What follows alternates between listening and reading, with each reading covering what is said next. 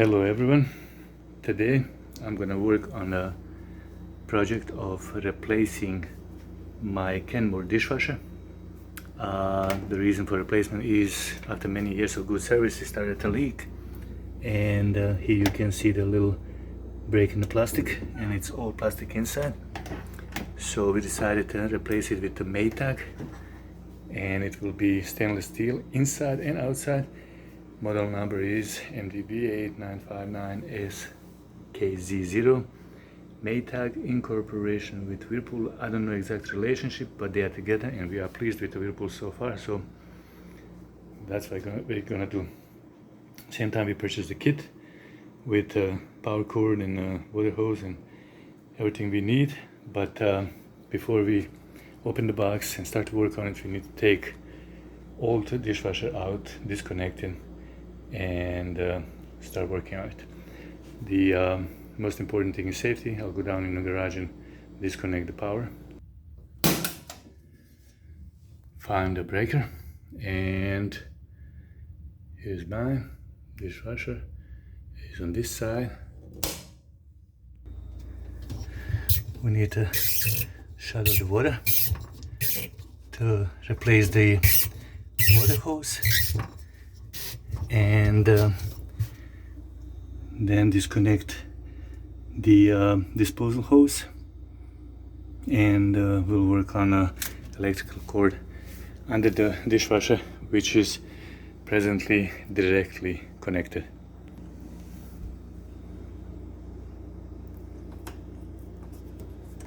Take these screws out to be able to pull out whole washer.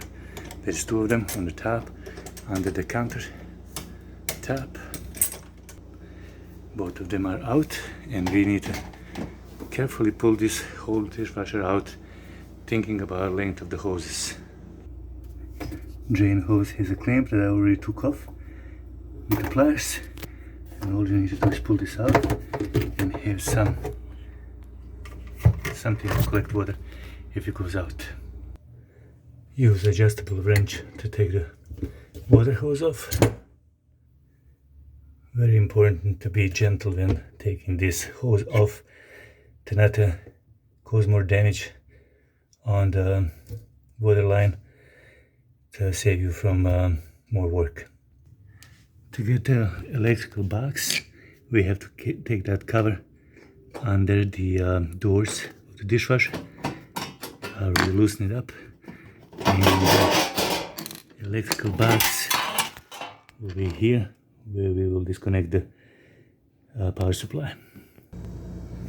Before opening the box, check one more time for power. There is none, and there is a little screw here behind that we need to take out in order to get to the wire.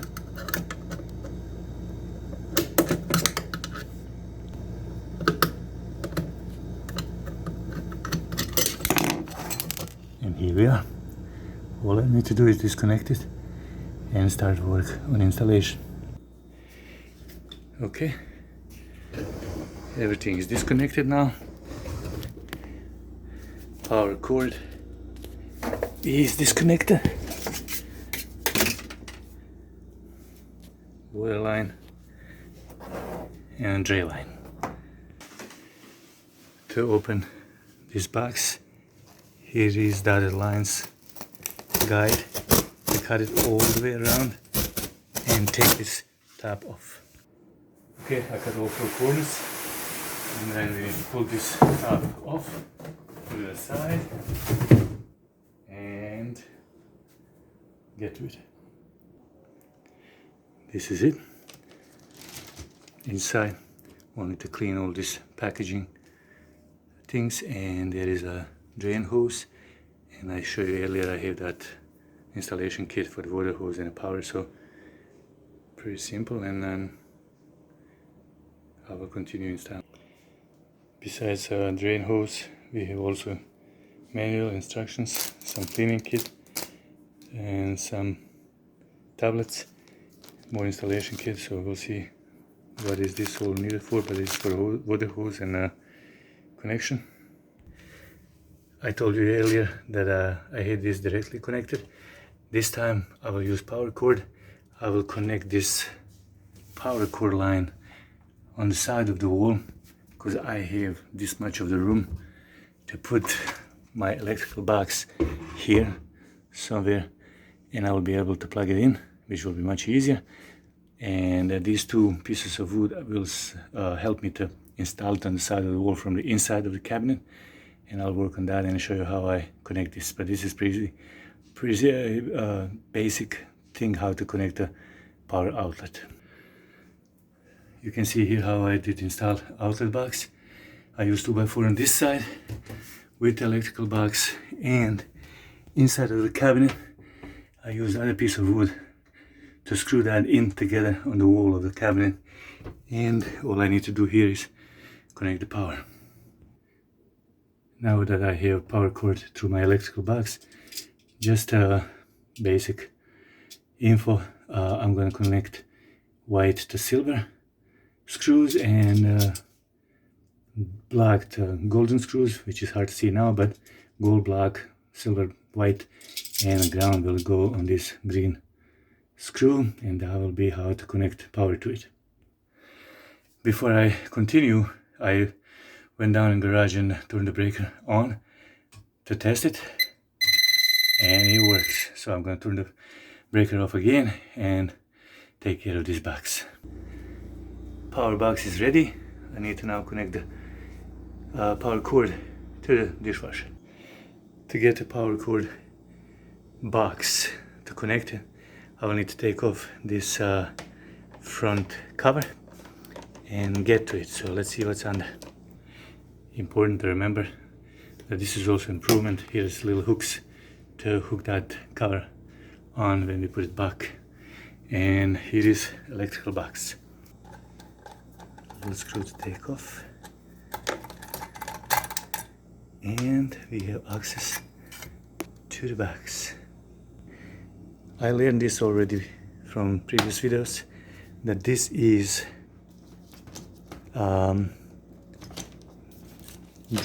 drip tray, which is connected here, and I'm going to need to unplug it in order to take this apart, so it will be easier for me to install the power cord. To take this apart, here is a little tab that we pull back, and then pull the whole thing out. A little awkward, but this is it. And then we can put tray aside, not to forget about it when we're done with the connecting the cord. So the cord goes through this hole from the back of the electrical box, and I put a strain relief on it.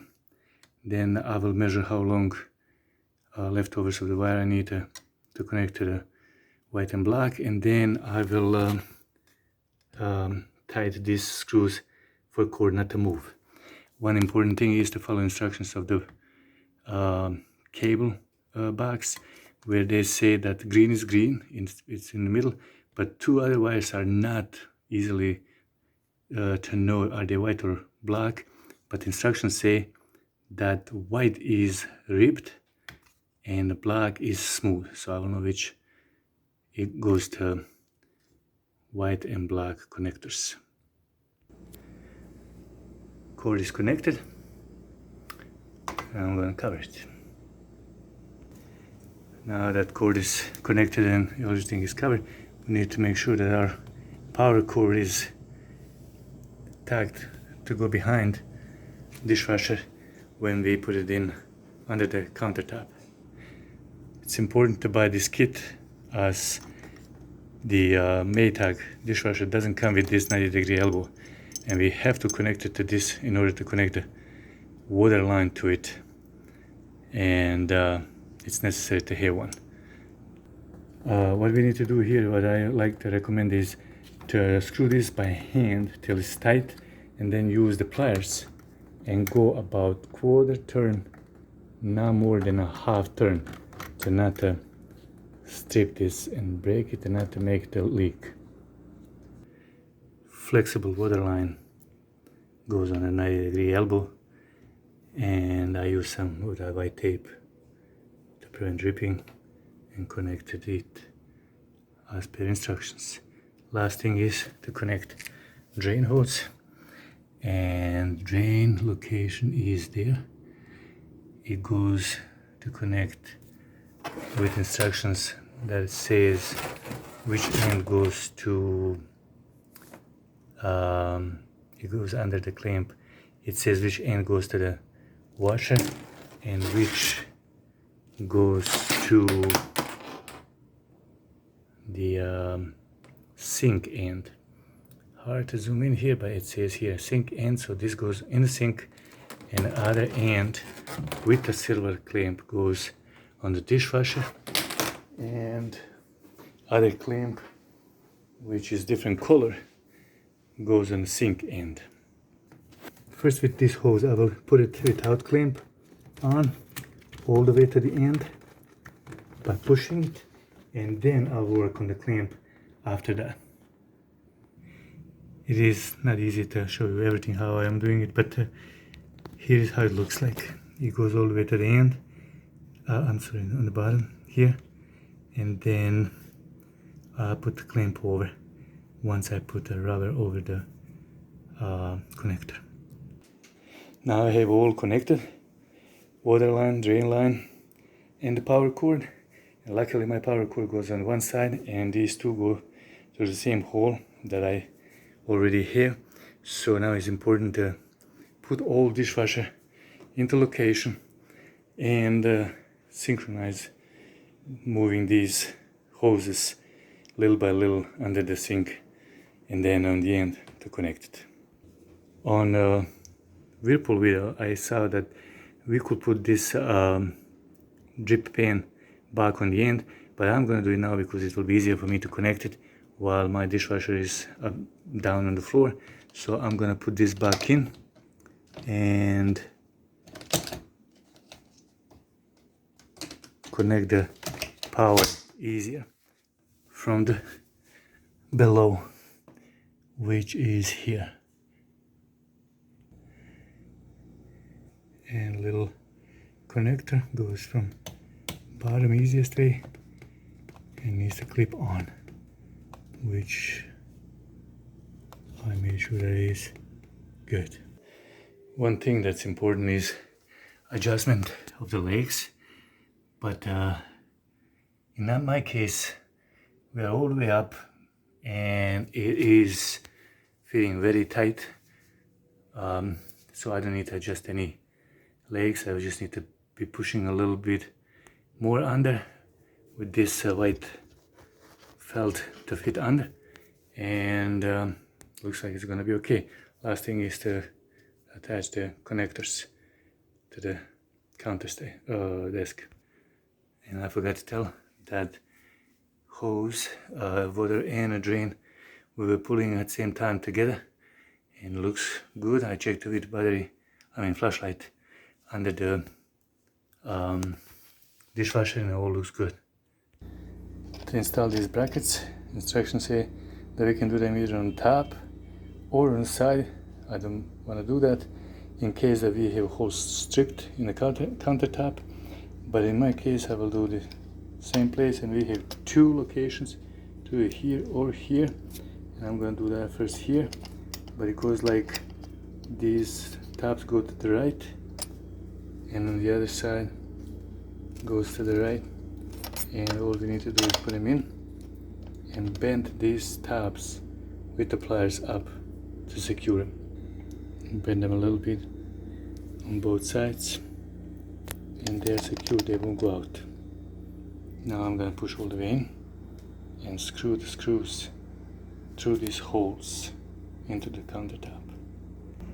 Once we level it with the outside and with the legs and install these brackets, we can adjust them and tie them to countertop with two screws provided like that.